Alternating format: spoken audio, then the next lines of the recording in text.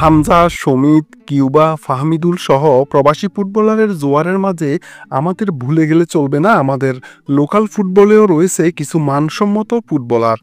আমাদেরও আছে একজন রাকিব, বর্তমানে জাতীয় দলে সবচেয়ে পরিশ্রমী এবং নিবেদিত প্রাণ ফুটবলারদের মধ্যে অন্যতম একজন হলেন এই রাকিব হোসেন। আসসালামু আলাইকুম এবং আন্তরিক সম্ভাষণ জানাচ্ছি ভিন্ন ধর্ম এবং মতের যারা রয়েছেন তাদেরকে। ন্যাশনাল টিমের সবচেয়ে পরিশ্রমী এবং ডেডিকেটেড ফুটবলারদের মধ্যে একজন হলেন রাকিব হোসেন। এখন যদি কেউ শুধুমাত্র গোল সংখ্যা দেখে তার অবদান মাপতে চান তাহলে সেটা খুবই অগভীর বিশ্লেষণ হবে, কারণ বাংলাদেশ জাতীয় দলে গোল পাওয়া বরাবরই ছিল বিরল ঘটনা। এক আশরাফ উদ্দিন আহমেদ সুন্নু ছাড়া কোনো ফুটবলারেরই গোল সংখ্যা 2 অঙ্ক স্পর্শ করেনি। সেখানে রাকিব একজন উইঙ্গার এবং সে শুধু উইংয়ে পড়ে থাকে না, বরং মাঠের সর্বত্র বিচরণ করে এবং ডিফেন্সে নেমে ডিফেন্স লাইনকেও সহায়তা করে। তার খেলায় ভালো গতি আছে এবং সে যথেষ্ট এনার্জেটিক একজন উইঙ্গার। এছাড়া 2 উইংয়ে সমান তালে খেলতে পারে। I think he is one of the best winger in south Asia. চলুন এই ফাঁকে একটু চোখ রাখি বাংলাদেশের টপ 10 গোলদাতাদের তালিকায়। যদি আমরা এই তালিকাটা দেখি তখন বুঝতে পারবো যে রাকিব উইঙ্গার হিসেবে কি অবস্থানে রয়েছে বা রাকিব কি ধরনের ফুটবলার। 1 নম্বরে আছেন আশরাফ উদ্দিন আহমেদ সুন্নু, তার গোল সংখ্যা 17। 2-এ থাকা জাহিদ হাসান এমিলির গোল 9টা।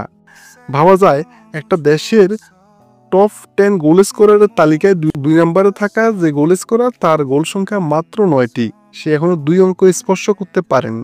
তিনি রয়েছেন সাখাওয়াত হোসেন রনি, তার গোল সংখ্যা 8।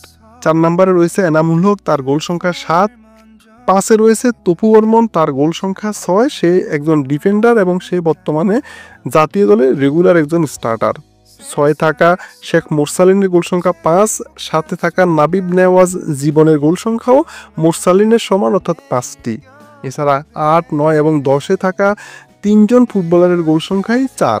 8-এ রয়েছে মাহবুবুর রহমান সুফিল, 9-এ মোহাম্মদ ইব্রাহিম এবং 10 নম্বরে রয়েছে রাকিব হোসেন, যে রাকিব হোসেনকে নিয়ে আমাদের আজকের পর্ব। এই তালিকায় বর্তমান দলে থাকা ফুটবলারদের মধ্যে তপু বর্মনের গোল সবচেয়ে বেশি এবং তার সবগুলোই গোল মূলত হেড থেকে এসেছে, অর্থাৎ সেট পিস গোল। ওপেন প্লে গোল নয়, কেননা সে হলো একজন সেন্ট্রাল ডিফেন্ডার। সো এই লিস্ট দেখে বোঝা যাচ্ছে বাংলাদেশ হিস্ট্রিক্যালি ফরওয়ার্ড শূন্যতায় ভোগা একটা দেশ। গোল করাটা কতটা কঠিন তা বাংলাদেশের গোল স্কোরারের লিস্ট দেখলেই বোঝা যায়। বাংলাদেশ জাতীয় দল এমন এক সময় পার করেছে যেখানে বা যখন ম্যাচের আগে জয় নয় বরং কত গোল ব্যবধানে বাংলাদেশ হারবে সেটাই একটা বড় প্রশ্ন হয়ে দাঁড়াতো। অধিকাংশ সময় দলকে ডিফেন্স সামলাতে ব্যস্ত থাকতে হতো। এই প্রেক্ষাপটে একজন উইঙ্গার হয়ে রাকিব হোসেনের অবদানকে শুধুমাত্র গোল দিয়ে বিচার করা অন্যায় হবে।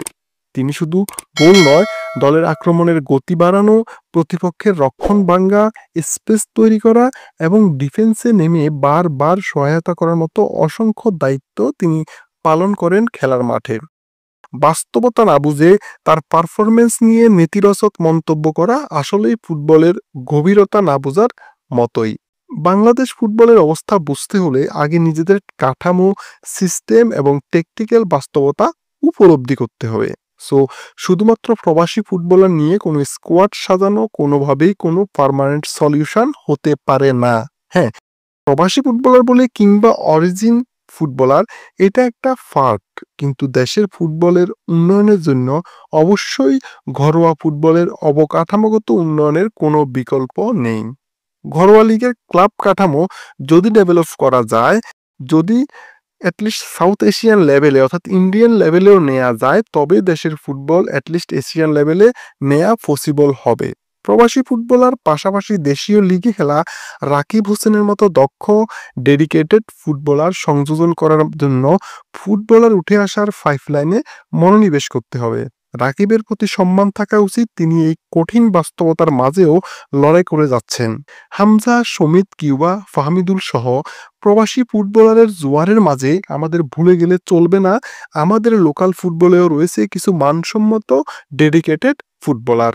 আমাদেরও আছে একজন রাকিব, বর্তমানে জাতীয় দলে সবচেয়ে পরিশ্রমী এবং নিবেদিত প্রাণ ফুটবলারদের মধ্যে অন্যতম হলেন এই রাকিব হোসেন।